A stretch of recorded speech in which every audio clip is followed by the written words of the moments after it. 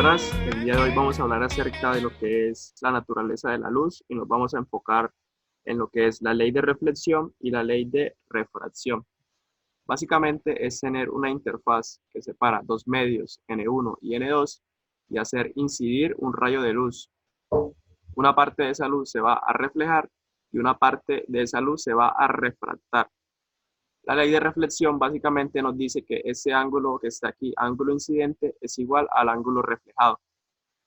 Para hacer una relación o ver en qué se relacionan el ángulo incidente y el ángulo refractado, utilizamos la ley de Snell, que es hacer una relación entre los ángulos incidente y refractado en términos de los índices de refracción de los medios. Entonces, N1 por el seno de teta incidente va a ser igual a N2, esto es un 2 aquí, por el seno de teta refractado. Esa es la ley de Snell que la vamos a utilizar mucho en ángulo de polarización o reflexión total interna. Un ejemplo muy básico es este que tenemos aquí, es un vaso de agua e introducimos un lápiz. Podemos ver que desde la perspectiva externa, al introducir el lápiz, hay un cambio de dirección cuando el lápiz entra de aire, de un medio de aire a un medio de agua. O sea, se ve que no está en la misma dirección. A partir de la reflexión y a partir de la refracción surge lo que es la reflexión total interna.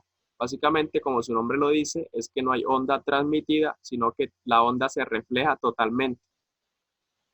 Gráficamente, aquí tenemos a teta sub i y acá tenemos a teta sub refractado. Ese es el ángulo refractado. Y podemos ver que la relación entre estos dos ángulos es inversamente proporcional.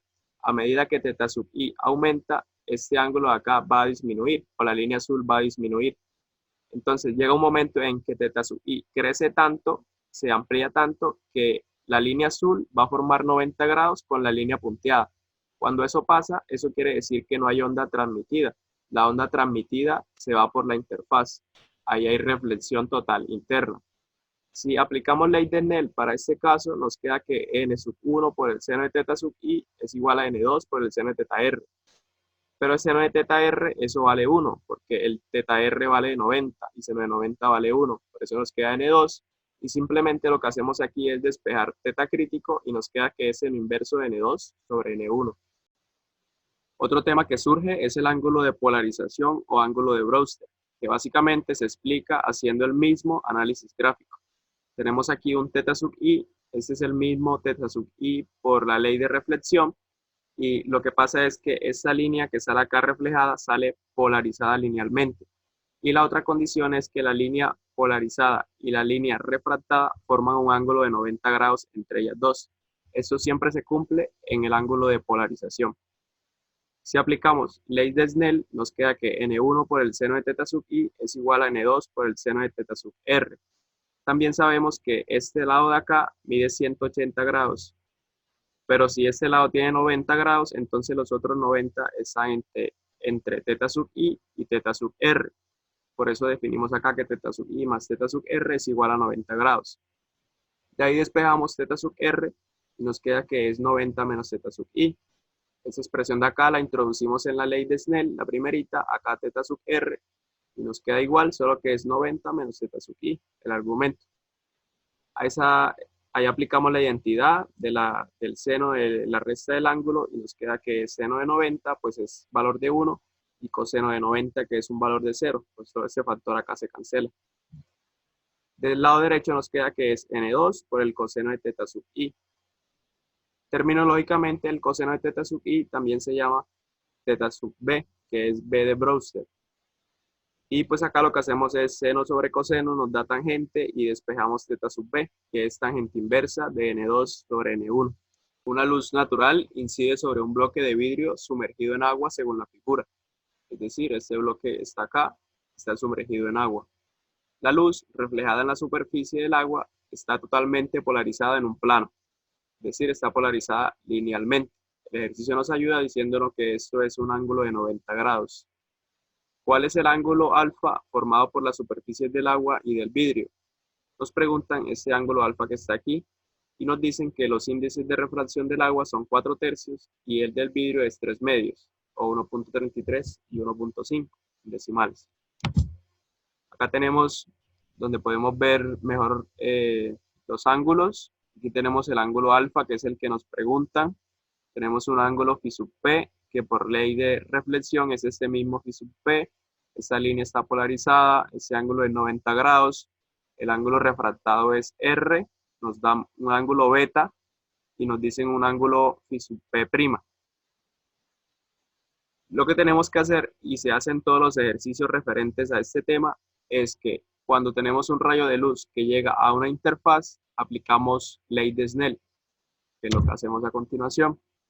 Nos queda que es N1, que es el índice de refracción del aire, por lo que vale 1, por el seno de phi sub p es igual a N2, que es 4/3, que es el del agua, por el seno del ángulo refractado, que en este caso es R.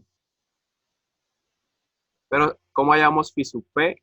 Como está polarizada linealmente, sabemos que phi sub p lo hallamos con la tangente inversa, que es lo que tenemos acá, de N2 sobre N1.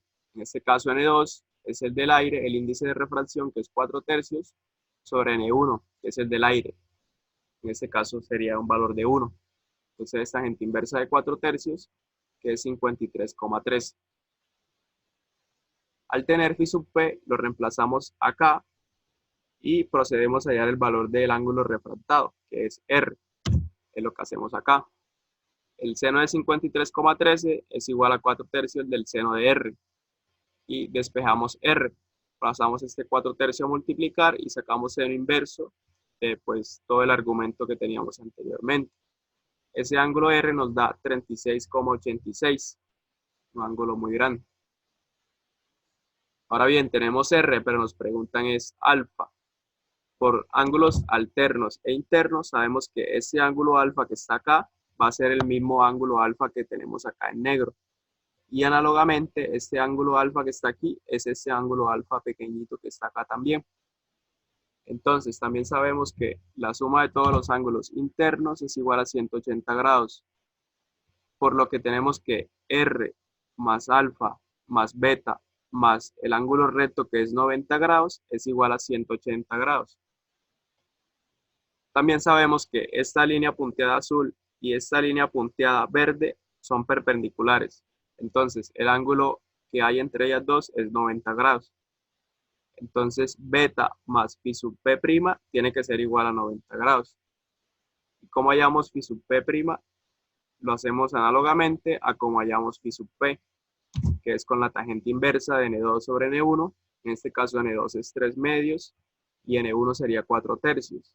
Ese valor nos da 48,36. Lo reemplazamos acá y ya tenemos beta. Entonces, beta es 90 menos 48,36 y nos da 41,64 grados. Al tener beta, lo único que hacemos es para hallar alfa, la despejamos de aquí, que nos queda que alfa es 90 menos R menos beta, y alfa nos da un valor de 11,5. Ese es el ángulo que hay entre la interfaz del agua y la interfaz del vidrio. Bueno, siguiendo la teoría planteada anteriormente, vamos a hacer un ejercicio de reflexión total. Para eso tenemos un ejemplo muy aplicativo, que es el de una fibra óptica, la cual está compuesta por dos materiales.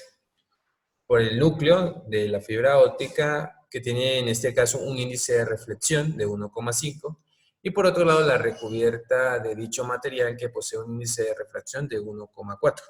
Nos piden que determinemos el cono de aceptación de la fibra, es decir, los ángulos de aceptación que deben tener los rayos incidentes en la fibra para quedar atrapados en su interior. Aquí podemos ver un gráfico de lo que nos están pidiendo de forma más clara. Y nos dan los datos, que son el índice de refracción del núcleo y el índice de refracción de la cubierta. Como podemos ver, lo que nos están pidiendo es el ángulo de aceptación para que los rayos queden atrapados dentro de la fibra, ya que si, digamos, el ángulo de aceptación es un poquito más grande, el rayo quedará prácticamente rebotando de esta forma y poco a poco irá perdiendo energía y no se transmitirá la información. Cabe aclarar que las fibras ópticas, su funcionamiento es la transmisión de información de una forma muy veloz.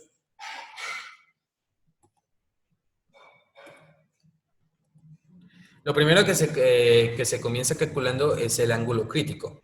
¿Cuál es el ángulo crítico? Es el ángulo con el que se refleja por primera vez dentro de la fibra óptica.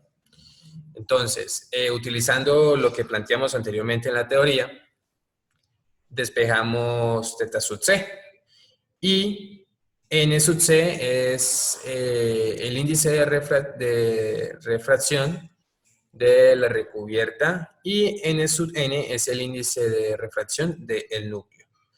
Como vimos en la teoría, si el índice de refracción de la superficie donde incide el rayo es menor a en el medio donde está, el ángulo pues, se reflejará totalmente. Entonces, como podemos ver en este caso se cumple y pues simplemente reemplazamos los valores y hallamos que el ángulo crítico es de 68.9 grados. Ahorita, teniendo en cuenta que los ángulos de un triángulo siempre suman 180, podemos determinar R. R es el ángulo con el que se refracta el rayo. Entonces, simplemente hacemos una suma de ángulos, pues tomamos el ángulo crítico más el ángulo de 90 que se forma en este triángulo recto y más R, despejamos R y ya tenemos pues el ángulo R. Ahora, finalmente, para poder hallar el ángulo de aceptación, necesitamos hacer uso de la ley de Snell, que dice que los senos de los ángulos de incidencia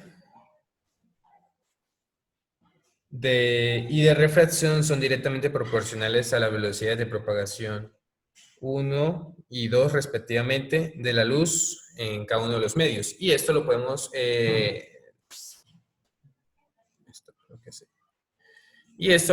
ver pues, más claramente detallando esta forma.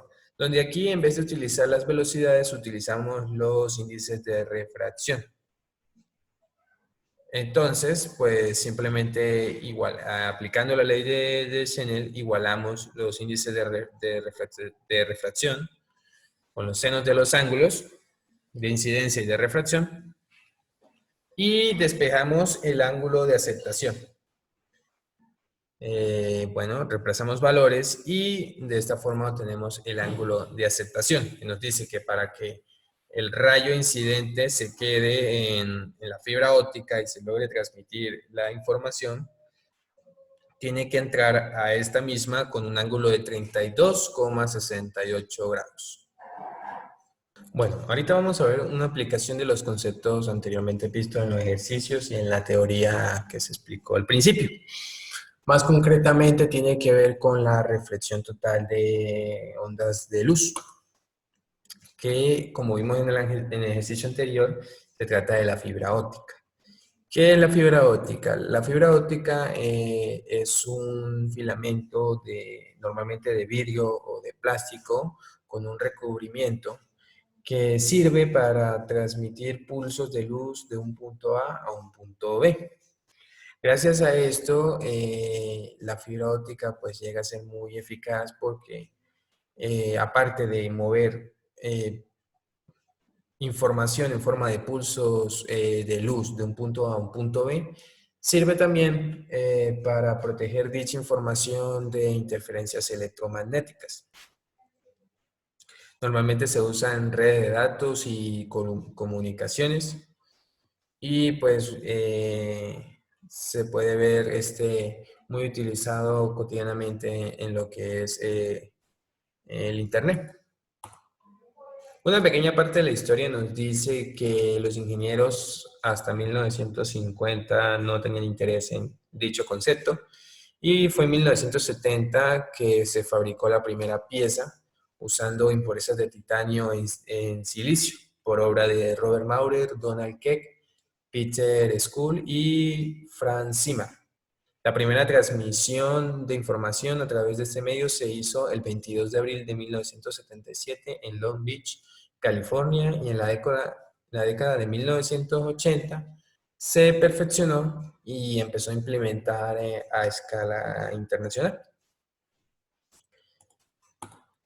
El principio de funcionamiento de la fibra óptica, como vimos en el ejercicio anterior, se basa en la ley de Snell, que nos permite calcular el ángulo de refracción de la luz al pasar de un medio a otro con distinto índice de refracción. Pero también se basa principalmente en la reflexión total, ya que la fibra, al estar compuesta de dos materiales diferentes, ocurre este fenómeno, donde el material exterior o la recubierta tiene un índice de reflexión menor al núcleo, haciendo que sea posible que haya una reflexión total. Entonces, pues esto lo que hace es que esa reflexión, los pulsos de luz queden atrapados dentro de la fibra óptica y se muevan a través del filamento, protegiéndolos y moviéndolos a grande velocidad desde un punto A a un punto B. ¿Para qué sirve la fibra óptica? Bueno, anteriormente hemos mencionado algunos de los aplicaciones y hay desde las aplicaciones más sencillas como pueden ser para decoración o iluminación o componente de hormigón translúcido a las aplicaciones más complejas y más útiles como puede ser el transporte de información para material de redes, sensores de fibra óptica y pues últimamente se utiliza mucho en lo que es conexiones de internet, ya que gracias a su gran velocidad pues aportan una mayor información en un menor tiempo. Muchas gracias por su atención, espero que les haya gustado el video, nos vemos en una próxima. Quiero mucho, cuídense. Chau, chau.